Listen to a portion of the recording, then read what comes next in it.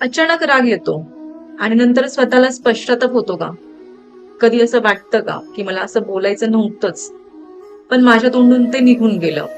किंवा छोट्याशा गोष्टीवरून तुमचा मूड पूर्ण दिवस खराब होतो का? जर यापैकी एक जरी गोष्ट तुमच्यासोबत होत असेल, तर हा व्हिडिओ शेवटपर्यंत नक्की पहा. कारण आज मी तुम्हाला एक अशी छोटी, सोपी EFT टॅपिंग टेक्निक शिकवणार आहे, जी तुम्हाला तुमच्या भावनांवर अधिक चांगलं नियंत्रण मिळवायला मदत करू शकते. नमस्कार मैत्रिणींनो, मित्रांनो, मी पूर्वा सांडभोर, तुमची इमोशनल ग्रोथ कोच. आपल्या इमोशनल ग्रोथ सिरीज मध्ये तुमचं पुन्हा एकदा मनापासून स्वागत. मागच्या व्हिडिओमध्ये आपण सेल्फ अवेअरनेस बद्दल बोललो. आज आपण दुसऱ्या आणि अत्यंत महत्वाच्या टप्प्याबद्दल बोलणार आहोत. मला तुम्हाला एक प्रश्न विचारायचा आहे. कधी अचानक इतका राग आला आहे का, की नंतर स्वतःलाच वाटलं मी असं बोलायला नको होतं? किंवा एखाद्या छोट्या गोष्टीवरून तुम्ही दिवसभर अस्वस्थ राहिलेत का? जर तुमचं उत्तर हो असेल, तर हा व्हिडिओ तुमच्यासाठी आहे. कारण आज मी तुम्हाला अशी एक सोपी पद्धत शिकवणार आहे, ज्यामुळे तुम्ही तुमच्या भावनांचा रिमोट कंट्रोल पुन्हा स्वतःच्या हातात घेऊ शकता. चला तर मग सुरुवात करूया. जेव्हा आपण भावनांवर नियंत्रण म्हणतो, तेव्हा अनेकांना वाटतं भावना दाबून ठेवणं म्हणजे नियंत्रण. पण तसं नाही. राग दाबणं, दुःख लपवणं, भीती मनात ठेवणं हे इमोशनल कंट्रोल नाही. खरं इमोशनल कंट्रोल म्हणजे भावना येणं थांबवणं नाही, तर त्या भावना आल्या तरी त्यांच्या आहारी न जाता शांतपणे आणि विचारपूर्वक प्रतिसाद द्या. जेव्हा तुम्ही प्रतिक्रिया देण्याऐवजी प्रतिसाद देता, म्हणजेच रिॲक्शन देण्याऐवजी रिस्पॉन्स देता, तेव्हा खरी इमोशनल ग्रोथ सुरू होते. भावना तुमच्यावर राज्य करत नाही, तर तुम्ही तुमच्या भावनांचे मालक बनता. पण एक प्रश्न पडतो, अचानक एवढा राग येतोच का? त्याचं उत्तर आहे पूर्वसंदर्भ. समजा कोणीतरी तुम्हाला म्हणालं, तुझ्याकडून हे होणार नाही, इतकंच वाक्य, पण तुम्ही अचानक खूप दुखावता का? कारण ती व्यक्ती कारण नसते, तर त्या वाक्यामुळे तुमच्या भूतकाळातील एखादा अनुभव जागा होतो.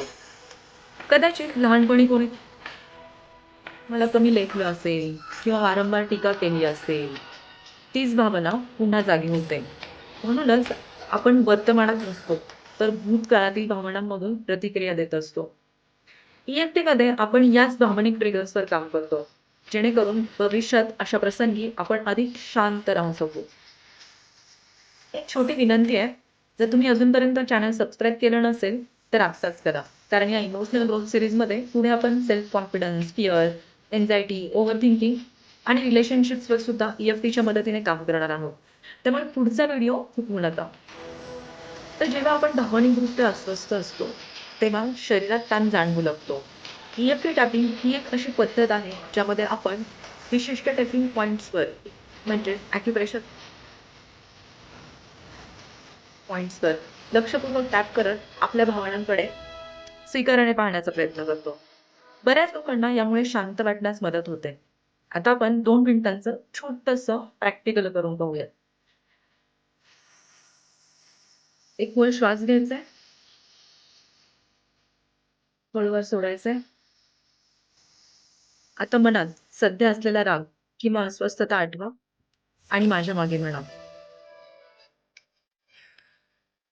जरी मला कधी-कधी आयुष्यावर नियंत्रण ठेवणं कठीण जातं आणि मला खूप राग येतो, तरीही मी स्वतःचा पूर्ण स्वीकार करते आणि स्वतःला शांत राहण्याची परवानगी देते किंवा देतो. हा अचानक येणारा राग रिलीज नाव. माझ्या भावनांवरील हा ताण रिलीज नाव. भूतकाळातील आठवणी आणि जुने रिलीज नाव. मनात साठलेली अस्वस्थता रिलीज नाव. मी या भावनांना स्वीकारते आणि त्यांना हळूहळू सोडून देण्याची निवड करते. मी शांत आहे. मी सुरक्षित आहे. मी स्वतःवर विश्वास ठेवते आणि प्रत्येक दिवसासोबत अधिक भावनिकरित्या सक्षम होत आहे. मी माझ्या भावनांची 100% रिस्पॉन्सिबिलिटी घेत आहे. मी माझ्या भावनांची 100% जबाबदारी घेत आहे. एक खोल श्वास घ्या. सावकाश सोडायचा आहे.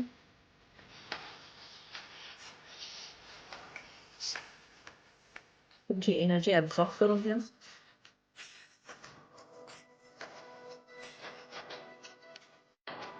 आता क्षणभर स्वतःकडे लक्ष द्या. तुमच्या शरीरात किंवा मनात काही बदल जाणवतो का? अनेक लोकांना अशा सरावानंतर अधिक शांत किंवा स्थिर वाटू शकतं. तर मैत्रिणींनो आणि मित्रांनो, पुढच्या वेळी जेव्हा तुम्हाला अचानक राग येईल, तेव्हा लगेच प्रतिक्रिया देऊ नका. फक्त 2 सेकंद थांबा. स्वतःला विचारा, हा राग फक्त आजच्या घटनेमुळे आहे की यामागे एखादा जुना अनुभव आहे? आणि मग हे EFT टॅपिंग करून पहा. नियमित सरावाने तुम्हाला तुमच्या भावनांना अधिक शांतपणे हाताळण्यास मदत होऊ शकते. आजचा व्हिडिओ तुम्हाला कसा वाटला?